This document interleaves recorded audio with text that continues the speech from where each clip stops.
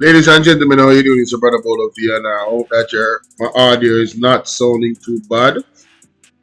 If it is, I apologize. Now, in this one, ladies and gentlemen, I want to say welcome to everybody that's coming in. Please hit that like button, share the live, subscribe, hit the notification bell, and click all so you can get all notifications. If you are not getting all notifications, please consider to join my WhatsApp group or join my WhatsApp channel. If you need the information to any of these things, you can hit me up on 876-451-6535.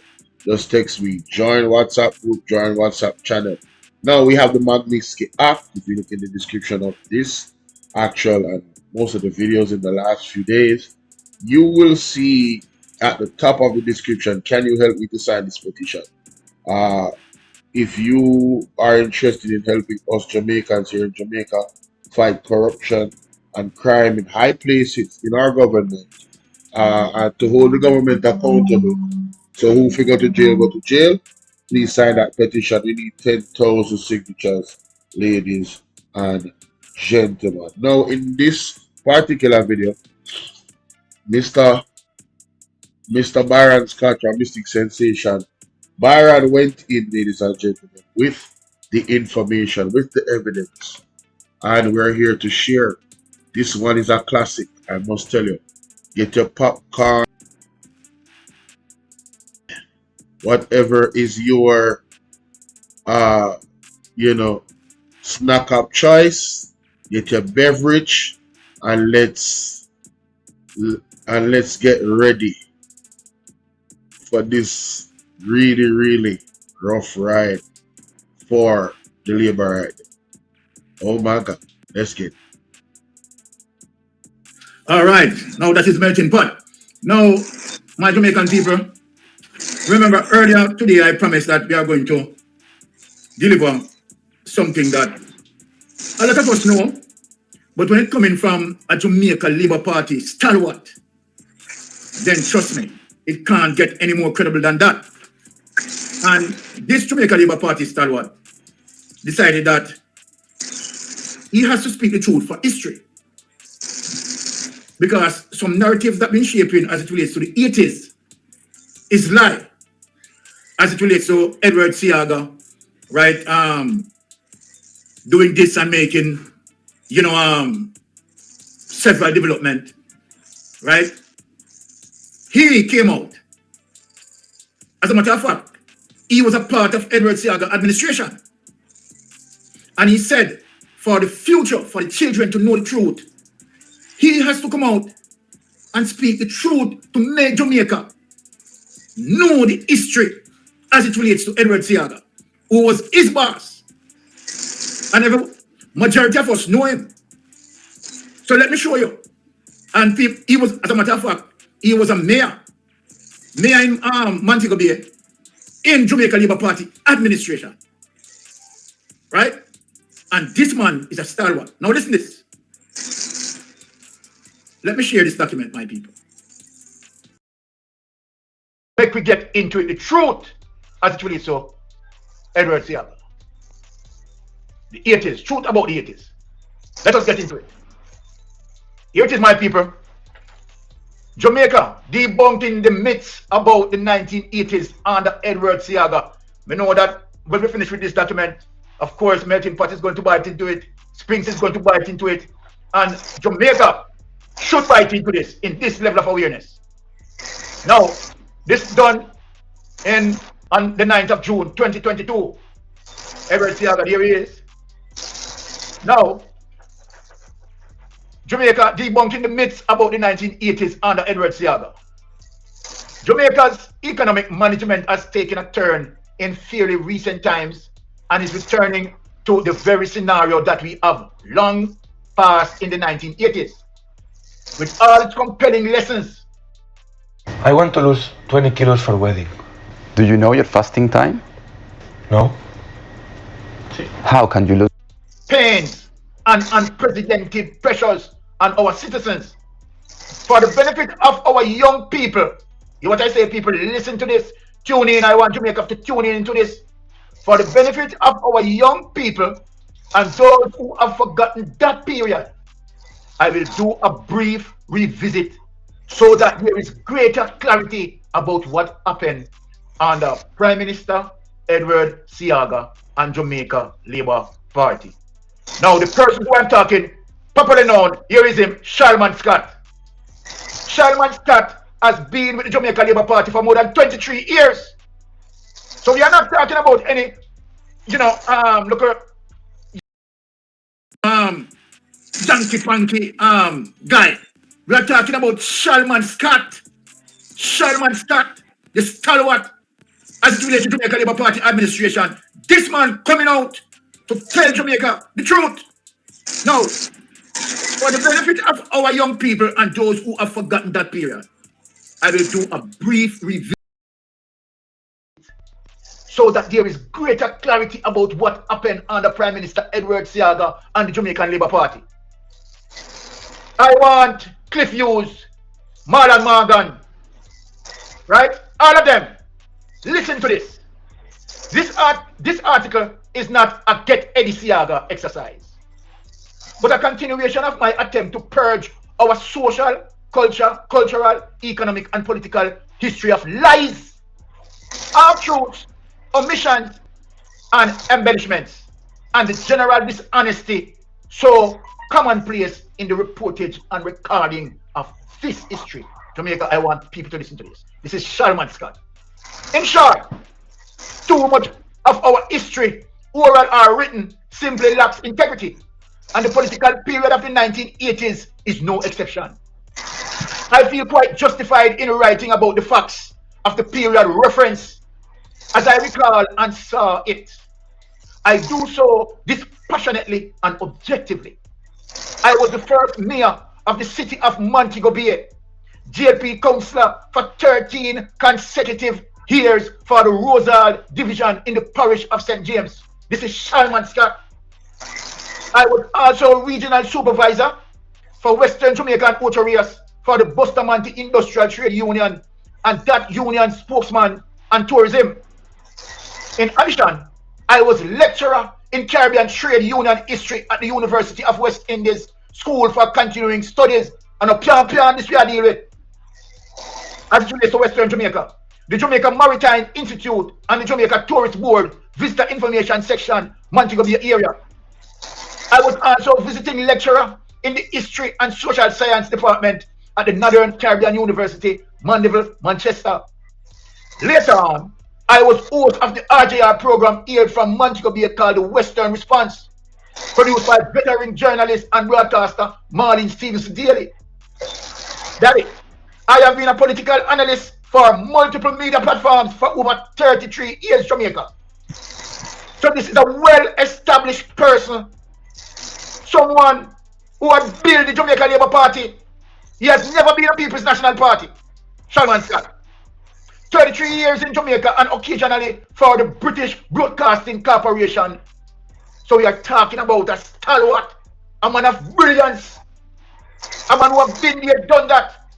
But he has seen where the truthful of the history have been misrepresented, distorted, right? Disinformation and misinformation as it relates to Andrew Holness and his administration, the lie that they told. Now, I have also been a retired businessman in tourism since 2006. All this to most humbly make the point that I was and have indeed been in the thick of things from back then, and that I have always loved my country and its people who have done so much for me, even as I make my small contribution to it. And so I am continually grateful. That is why I write particularly for succeeding generations, including my own dear grandchildren. What I have been hearing about this period of the 1980s and the impression that the narrative conveys is not only a steep stretching of the truth of what transpired, but the misleading of the young people in particular is of concern to me, and therefore I am compelled to act. What a man! What a man, which that his moral compass is so tall in talking the truth, speaking the truth to Jamaican people. Eddie Seaga's total political life did not begin and end with this period of the 1980s. Look at going on the history, people. While that period is the focus of this article, overall, there are some positives to Siaga's political life, which have been amply recorded in many places, including works such as the production of books by him. Considered by some to be a bright man, Siaga's played no small role in the institutional building of this nation, and I admire him for not being a politician who sought to feather his political nest financially as far as it appears. I'm wanting to listen to people. So the man I give Edward Siaga him kudos, but the man is also talking the truth. This is Shalman Scott, never been a PNP, never been a PNP, right?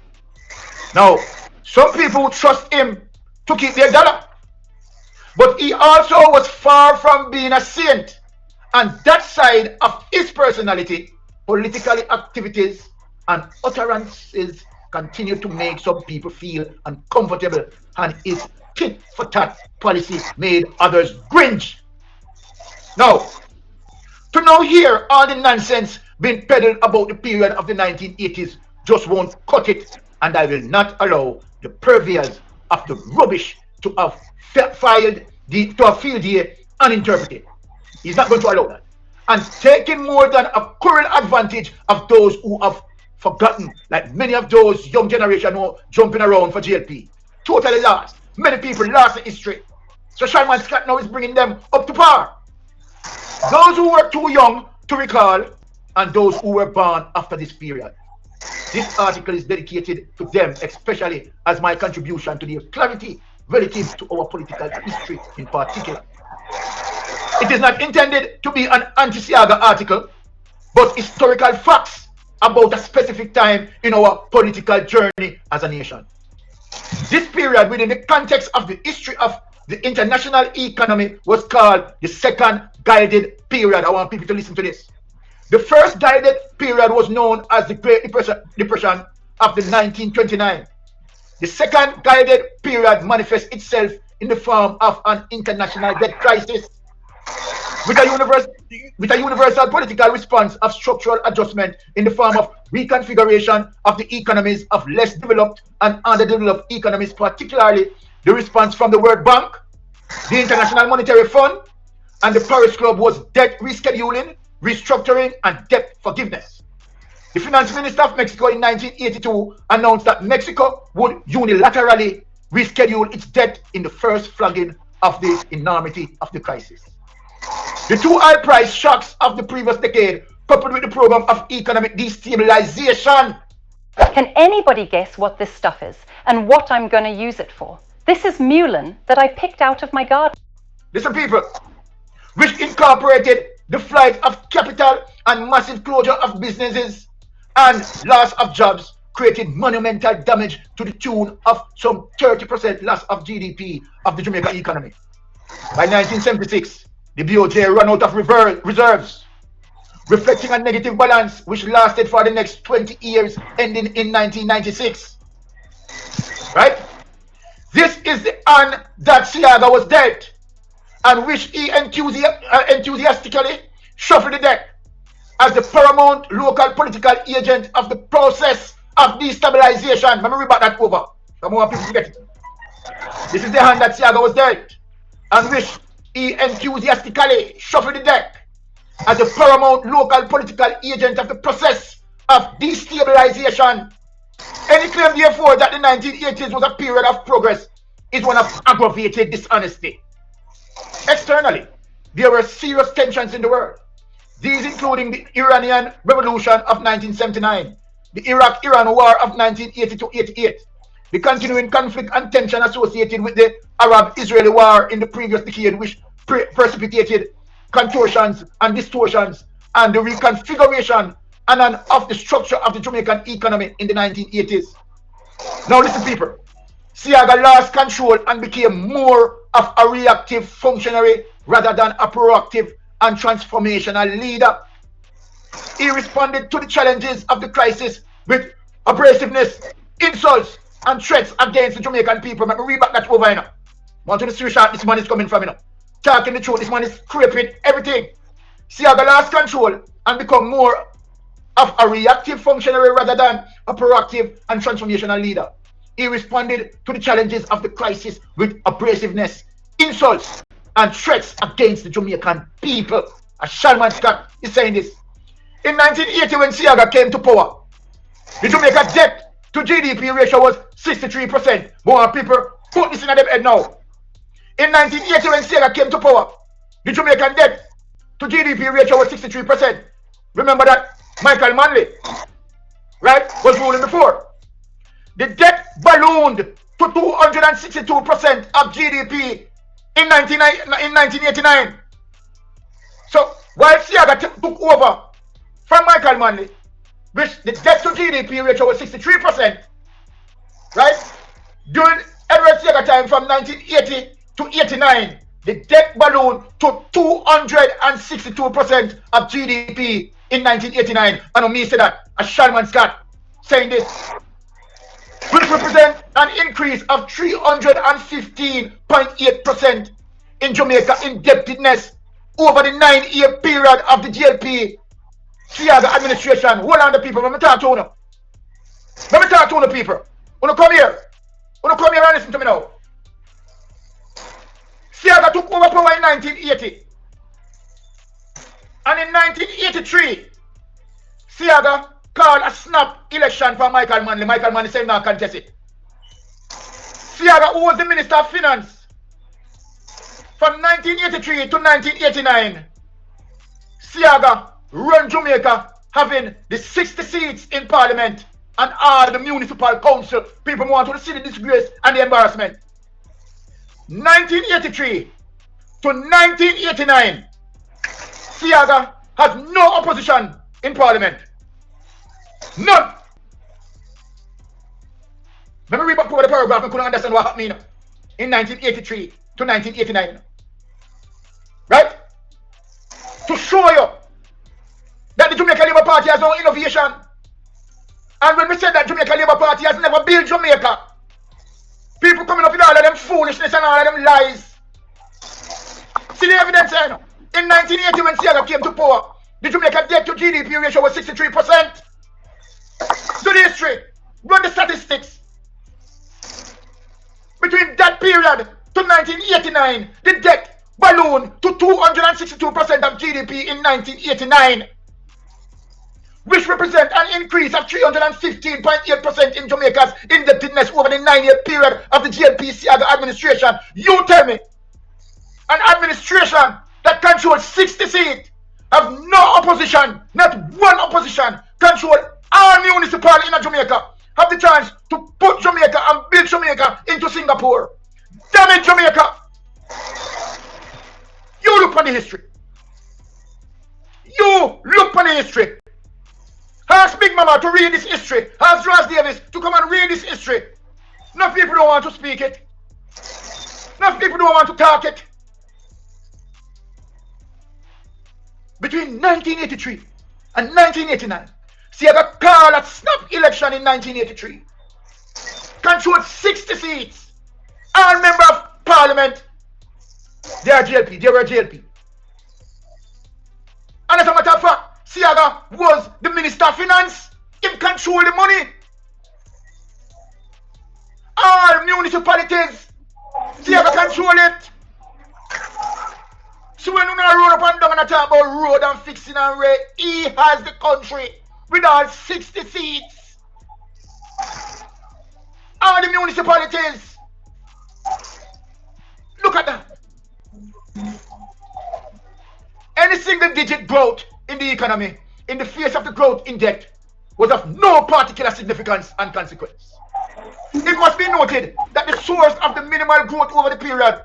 Play this game with us. Let's go. Make your very own monster. Primarily due to a reduction in oil price in 1986 and beyond. Contrary to popular belief, this was not due to any successful investment projects nor any new investment apart from sweatshops in the garment industry. He locked them down to it. That is to show you how wicked and cruel this man is. David Rockefeller, who came to turn Jamaica into the Singapore of the Caribbean, packed his bag and left Jamaica in less than 5 months of his arrival, following several disagreements with Siaga. People don't listen to the history, man. Some come listen to the history. Most ironically, the flight of capital continued under Siaga with ExxonMobil, the principal oil refinery, pulling out of Jamaica. Don't look at that, people. Edward Siaga single-handedly wrecked Jamaica. The gas station lines were long and uncomfortable as people who had urgent business to attend to were locked in gas lines for hours. Life in Jamaica began to make no sense, people. No sense. Migration and brain drain gained momentum. The major backside companies followed closely behind Exxon leaving Jamaica. Want to hear that, people? Want to hear this, man. From 1980 to 1983, the JLP government under Siaga failed a minimum of 4 IMF tests. I can read back that over now. From 1980 to 1983, the JLP government under Siaga failed a minimum of 4 IMF tests. And as the pressure of a rapidly deteriorating economy hit Siaga, he seized on a distraction of the political crisis in Grenada and called a snap election in 1983. The PNP did not contest, and so JLP had all 60 seats in the parliament and 21 in the Senate. People want to see the level of work business. When JLP they point out about this and point out that the Jamaica Labour Party stayed in power more time than the People's National Party, but yet the People's National Party have so many social programs. So who care about Jamaica? Who care about Jamaica? I'm read. The PNP did not contest, and so JLP had all 60 seats in Parliament and 21 in the Senate. With no opposition in Parliament, Siaga began to indiscriminately wield his axe. Now, people don't hear this, you know. Instead of the man build the country, you know, people. The man has 60 seats in Parliament and 21 in the Senate. Have as much power. Nobody now stop him. Nobody now oppose him. He could have passed any policy that he wanted to pass. He has the country to build the country. With no opposition in Parliament, Siaga began indiscriminately wield his axe. This included the tax axe as well as his axing of many government departments, resulting in widespread closure and thousands of redundancies. Mighty God, man. Jamaica people want to look on the document. I don't know PNP write this, you know. I'm glad I don't know PNP write this, you know. And him own stalwart, him mayor, a man of university caliber, man who within academia, well researched, well studies. You hear what the man say?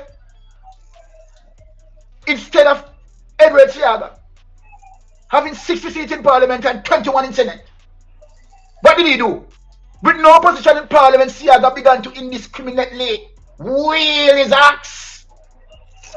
This including the tax axe as well as axing of many government departments, resulting in widespread closures and thousands of redundancies. They never want me to find the document, time. I'm going to the archive and dig it up in the people. 18,000 public sector workers lost their jobs. See the people, see the evidence there. We not tell no lie upon them, you know. I run out upon them tonight. I preach the gospel tonight. 18,000 public sector workers lost their jobs. He dismantled the structure of local government system, leaving the parish council with the singular responsibility of managing markets and cemeteries, bereaved of funds. The only duty left for mayors to perform without authority of the Ministry of Local Government was that of approving the exhuming of dead bodies. Mighty God. Come and say you, brother. And we don't want people about Andrew Wellness. When we don't want people about JLP, Jamaica Labour Party government. We are here in social media warning the people. Now, look at this. The KCSE was abolished. Duckingfield and Grain Sugar Estate were closed. Many teacher colleges and Jamaica School of Agriculture closed. An auction system introduced where those who wanted foreign exchange to conduct business could apply to BOJ twice per week on Tuesdays and Thursdays. Several hospitals were either closed or downgraded, including Ulster Spring, Spalding, Alexandra, Noel Homes in Lucy, Hardly in St. Thomas, listed to be downgraded. And that is why now JLP now they damage their care and show Uno who is JLP. You think the American will love him? You think American will love him? You think say American will love him? Because America, you understand? You think America wants to see we develop and become strong? No. We are black people, we need to suffer. The community health care program was abolished. The spraying of ganja, justifiable or unjustifiable, were damaging other legitimate economic efforts of the rural poor, in particular beef farmers and coffee farmers. The man damaged Jamaica. Ladies over 180 pounds, start your 7-minute indoor walk. Justifiable or unjustifiable, were damaging other legitimate economic efforts of the rural poor, in particular beef farmers and coffee farmers. The man damaged Jamaica. Things got so bad at BOJ that in 1985 on Edward Siaga, a load of crude oil arrived to be offloaded at the Montego Bay terminal, but the captain refused to unload the oil until he received payment from JP government. Mighty God of Daniel. Hart, as a Minister of Tourism and Energy during that time, had to quickly gather up with the help of the police US dollars donations from private businessmen in Mobile to pay for the crude. No, that is embarrassing. I'm sorry. I didn't want to stop it, but yo, that sounds very familiar. Excuse me. That sounds very familiar. Man, they decide to, yo, I go pay me first. I know you're the government, but I don't trust you. There was an argument. There was rumors about why the hospitals in Jamaica is lacking equipment where gloves and stuff are concerned. It was rumored that there was companies that they got, those equipment from, that they bought it from, wasn't getting paid for years and they locked off supply. Is this the same thing happening right here, ladies and gentlemen? Is this a blueprint of how the Jamaica Labour Party operates? Very interesting. Very interesting indeed. Let's continue.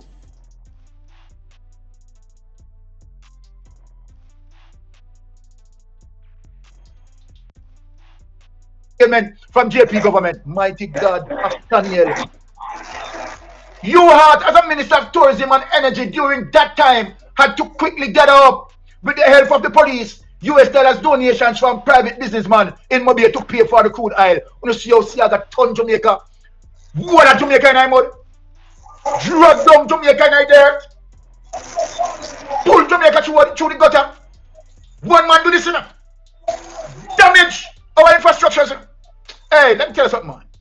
After a successful effort of the JP government begging private citizens to pay its oil bill, the BOJ was able to pay the cargo ship captain his money. Oh my, what a disgrace.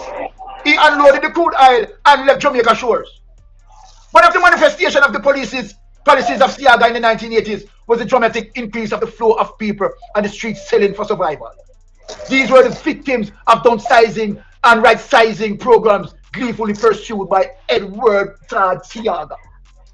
The misery index rose exponentially, and in 1989 election, Siaga and JLP lost 45 out of the 60 parliamentary seats, and 4 years later, JLP lost 7 more in the elections after 1993. So Jamaica now understand the reason why PJ Patterson was staying in power for 18 years and why Jamaica Labour Party was in the wilderness. This is a document explained to you all why Jamaica Labour Party was in the wilderness and should have never come out of the wilderness. Jamaica Labour Party is a natural evil to Jamaica. Whenever the People's National Party build it, Jamaica Labour Party break it. So what we are paying, building up and breaking down politics with the Jamaica Labour Party, and now you put back Andrew Wallace in power and give him third term. Yes, Jamaica, we have it coming. This represents a total of 52 seats within 4 years after being in power for 9 years leading up to the 1989 election. When I look at it, people. When I look at it, I'm not done with it yet, I teach you the judgment in the people. The ongoing attempt to pass off 1980s as anything but an ugly and painful period for the Jamaican people is tantamount to the GG being given a throne speech to read in 2011 by the JLP government that the economy has fully recovered. Me like and put that. Now, what's this now, people? This after the IMF cut the flow of funds from the previous year in June 10, 2010. Now, Bruce Gordon, he started to talk about now, people. Because Bruce Gordon is from 2007 to 2011. So this again, another JLP mashed down in a Jamaica, Hey, look here, this man speak the truth. This after the IMF cut the flow of funds from the previous year in June 2010. So then cut the funds in 2009 to Jamaica. And the national debt in 2011 was growing by an average of over $10 billion per month. Andrew want to start talk about that. Andrew want to start talk about that. Andrew want to start talk about the destruction that Bruce Gordon left. Remember when PJ Patterson handed over the country to Bruce Gordon? We were debt free. We paid up IMF. We were debt free. Remember about this? This after the IMF cut the flow of funds from previous year in June 2010 to Jamaica. And the national debt in 2011 was growing by an average over 10 billion per month. Andrew want to not talk about that. You don't talk about that. But the criminal you are want to even steal Portia Simpson progress. Because you're just a natural thief. You're a natural criminal. Now, this propaganda is taking advantage of the young and educated but indolent section of the population that are frequently and fluently repeating the foolishness. Time has passed, and even the present political practitioners need to be refreshed. That's why I refresh them. As they are only human, equally important, the people need to be refreshed cerebrally. For hearing lies, the importance of staying the course for what can happen is real, for it has happened before. If many people are told the extent to which things can get bad and shown dramatically the painful pathways we have already walked, particularly at the hands of the JLP and Siaga, I believe more will believe, and that is what Andrew Holness is doing with his campaign of lies, deceit, criminality, and corruption. And I take this away. Stop sharing and go to the panel. Yeah, man, I'm telling you something, man. But that's why I said big salute to Mystic Sensation. People, you see the article, it's an article we have to slowly go over in our live stream because, you know, me speed it up and thing, you know? Yeah, man, me speed up the article and there's so many things that I learned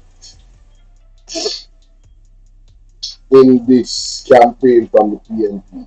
That article confirmed a lot of truths in regards to the People's National Party and what they were saying happened versus what the JLP said happened. You know what I said? Yeah, man. Make sure to go subscribe to Mystic Sensation. I wanted to start up the comment section because that was a mouthful. That was a lot. And make sure to go watch the live stream. Yeah? Come on, watch the full live stream, yeah? Come on, watch the full live stream. That was straight bombshells. Big up Mystic Sensation. And thank you for all you're doing, sir. Thank you for educating us. Trust me. Big up, big up, big up. Big up your wife. Big up Pinks. Big up Mr. Alonso. Big up the whole Titans. Yeah, man. Big up, man. The word is love, man. Oh, my God. Wow.